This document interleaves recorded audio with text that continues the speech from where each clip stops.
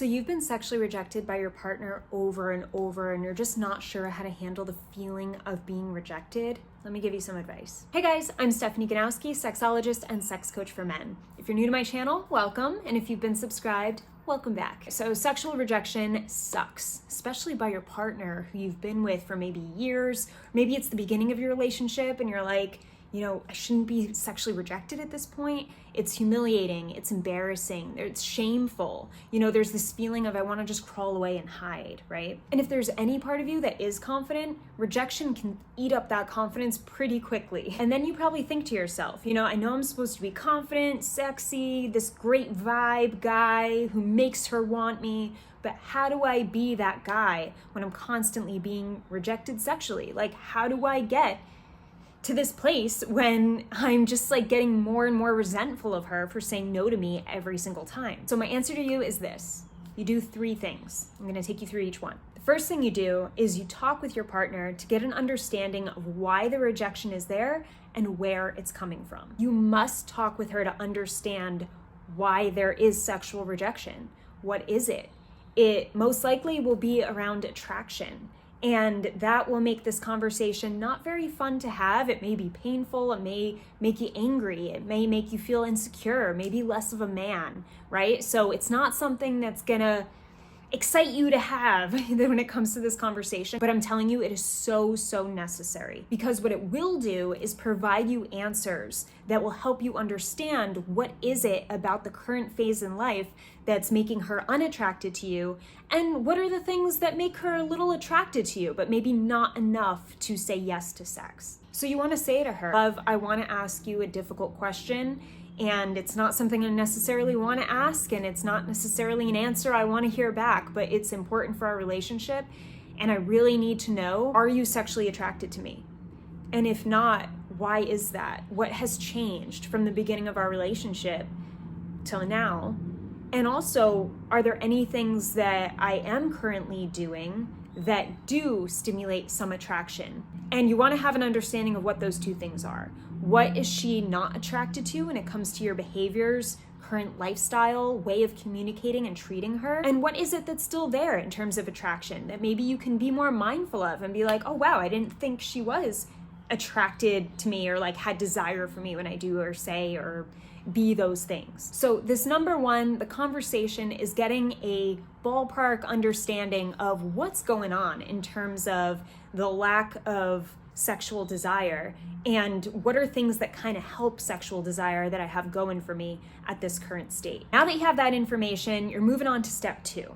And step 2 is you come up with a plan together to be affectionate towards one another without the expectation of sex. If you haven't had sex for years, you're not gonna go from not having sex for years to having one conversation that's probably gonna be severely emotional, and then all of a sudden you guys are having sex.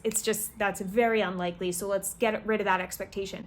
What we wanna do expect is that you talk these issues through and that your partner's willing to talk to you about this, to give you the information you need, regardless of how emotionally painful it is for either of you to share or to receive that information. So now in step 2, you can come up with a plan to be affectionate with one another. What can that affection look like right now in a way that you both can be consistent with? It's not at the level of sex, because we can't go from 0 to 100. It doesn't make sense and it's not sustainable. If you tried that with anything in life, you know that you can't go 0 to 100. You have to have an understanding of what are the baby steps I could take now in terms of affection and showcasing attraction and working on our attraction to each other that makes sense for both of us in a consistent, sustainable way. So this could look like you both coming up with a plan to hold hands whenever you walk somewhere together, right? It could be you kiss each other whenever one of you leaves the house.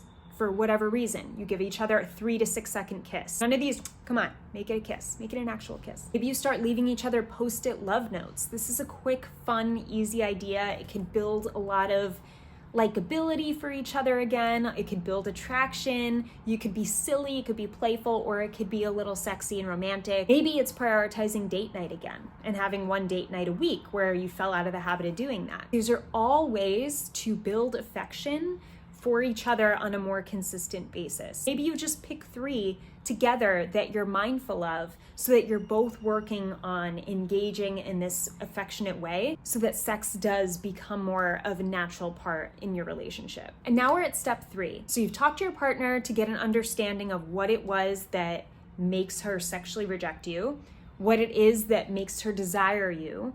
And step 2 was coming up with a plan together of how can you create tiny bits of desire through consistent affection.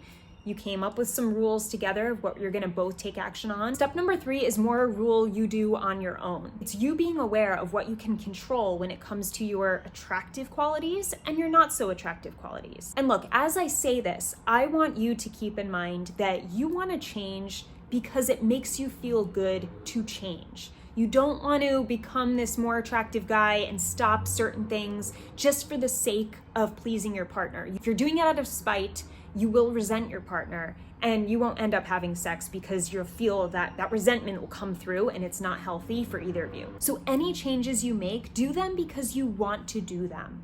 For you. So maybe one of the things she says that kills desire and is not attractive is the fact that you are constantly complaining about work.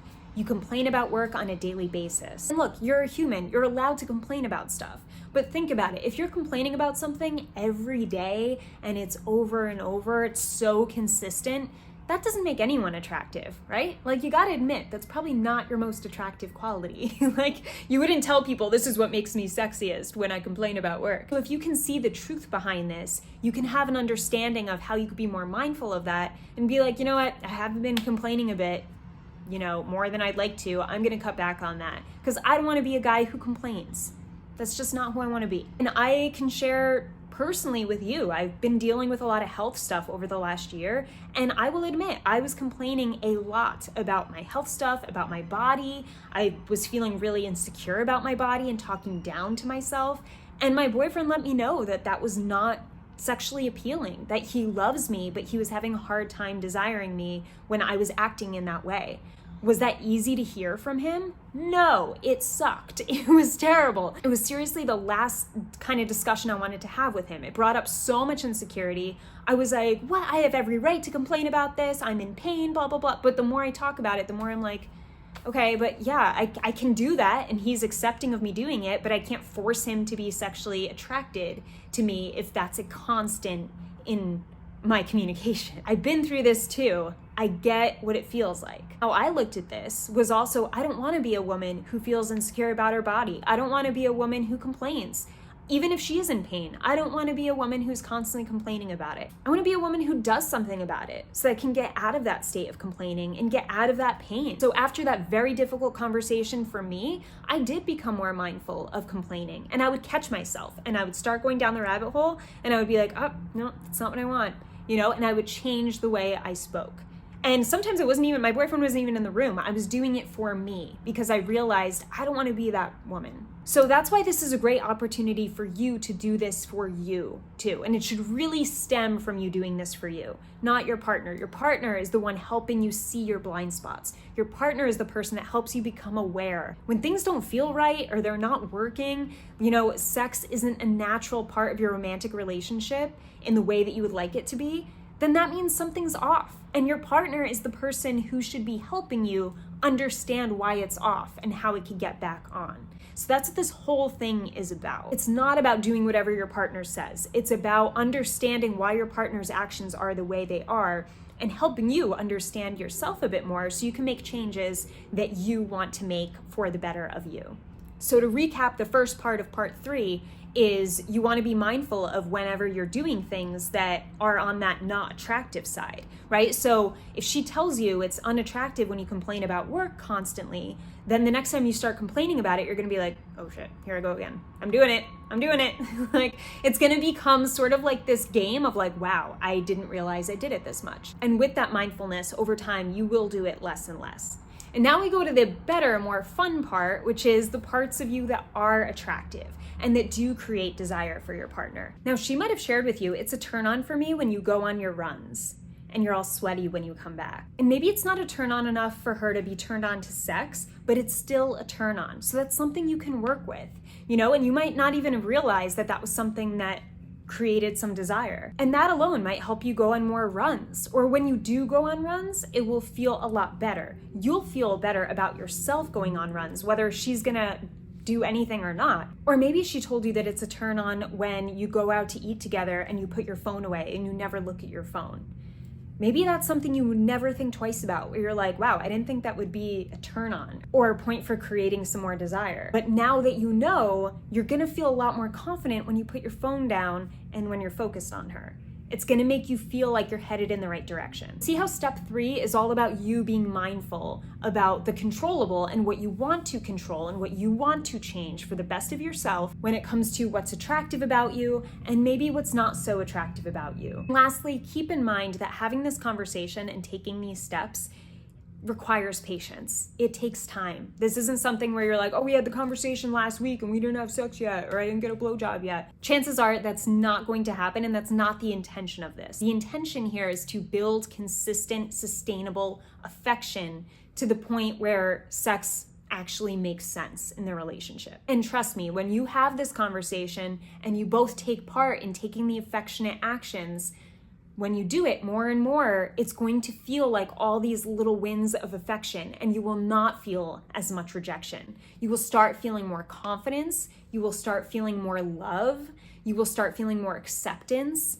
You will feel sexier. You will feel more of a man because you're taking action on something that you had to work to get. All of you men especially really appreciate working hard for something and getting a reward as the outcome. This is one of those things. And I know it doesn't feel great right now to be stuck in the rejection, but when you take the hard steps and you are consistent through, it will take you to an outcome that you deserve. And you'll feel so much more confident moving forward and handling hard decisions within your relationship, especially because you did this.